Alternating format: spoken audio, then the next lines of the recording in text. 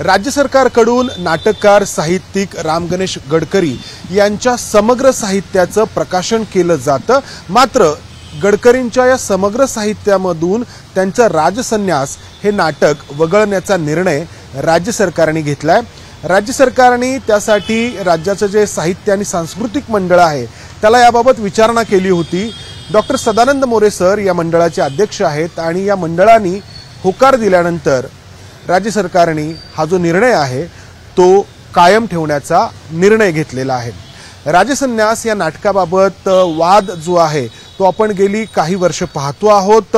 जर पुन्हा याची उजळणी करायची झाली तर या राजसन्यास नाटकामध्ये छत्रपती संभाजी महाराजांबद्दल जे लिखाण करण्यात आलेलं आहे त्यांच्या व्यक्तिमत्वाबद्दल जे लिखाण करण्यात आलेलं आहे त्याला आक्षेप आहेत।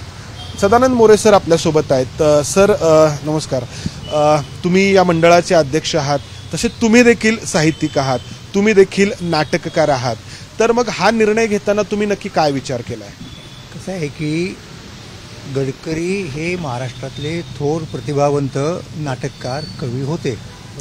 त्यामुळं कुठल्याही रसिक आणि शहाण्या माणसाला इतका आदर असायला पाहिजे गडकरींच्याबद्दल, तेवढा मला आणि आमच्या मंडळातल्या सगळ्या सभासदांना आहे। फक्त झालं काय माहिती आहे का की गडकऱ्यांनी हे जे राजसन्यास नाटक लिहिलं ना त्याच्यामध्ये संभाजी महाराजांच्या त्यावेळच्या प्रतिमेला अनुसरून त्यांनी अतिशयोक्ती केली आणखी, आणि त्यामुळं खरोखर कुठल्याही सर्वोदय माणसाला ते वाचताना, म्हणजे आता मी तुम्हाला खरं सांगू का, ते उद्धृत करताना सुद्धा मला माझी हिंमत नाही होणार। बरोबर, लक्षात घ्या। म्हणजे आता वेळ आली तर ते करावं लागेल, पण मी आत्ताच तरी ते तुमच्या पुढे करणार नाही, इतकं ते वाईट आहे। आणि त्याच्यापेक्षा महत्त्वाची गोष्ट काय की संभाजीराजांच्यावरती त्यांच्या एखाद्या शत्रूने असे काही आरोप करणं, एखाद्या अशा माणसाने की ज्याला माहीत नाही महाराजांच्याबद्दल, गैरसमज आहेत, अशांनी तशा प्रकारचे आरोप करणं हे कदाचित खपून जाऊ शकतं आणि सांगता येतं की ते वगैरे वगैरे चुकीचे आहेत। पण यांचं काय झालं गडकऱ्यांचं की त्यांनी त्या नाटकात खुद्द संभाजीराजेच सांगतायत की मी असं वाईट आहे, मी येऊ आहे, मी तेव्हा आहे, मी अमुक आहे।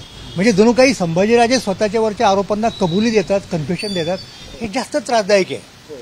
त्यामुळं मंडळ निश्चितपणे गडकऱ्यांचं वाङ्मय छापायला कटिबद्ध आहे। फक्त आम्ही जेव्हा मंडळ म्हणजे सरकारचं हेच म्हणणं आहे की जेव्हा ते छापायची वेळ येईल परत एकदा, तेव्हा आम्ही तेवढं नाटक बाजूला काढू आणि बाकीचे गडकरी सगळ्या महाराष्ट्राला सगळ्यांना मान्य आहे। तो मुद्दा कधीच उद्भवणार नाही गडकऱ्यांच्याबद्दलचा।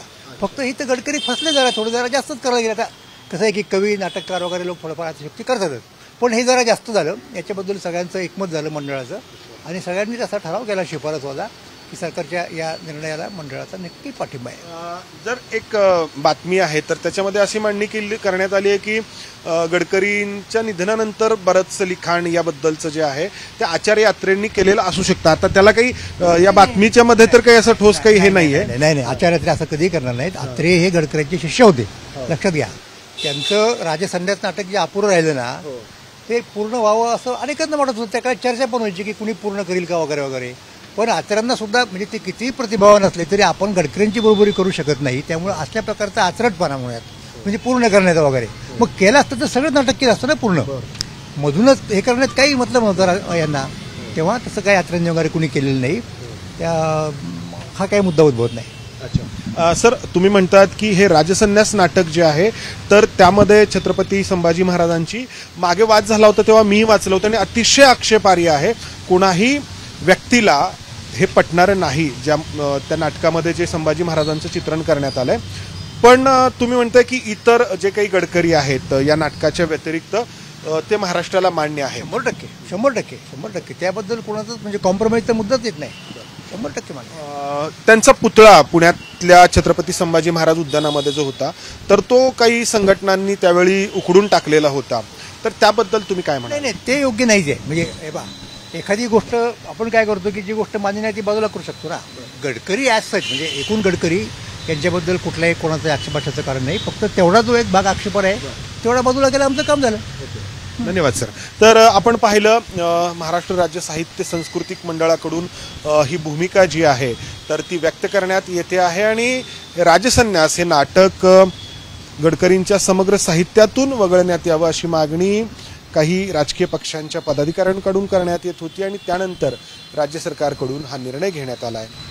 कॅमेरामन विजय राऊतसह मंदार गोंजारी, एबीपी माझा, पुणे। एबीपी माझा, उघडा डोळे बघा नीट.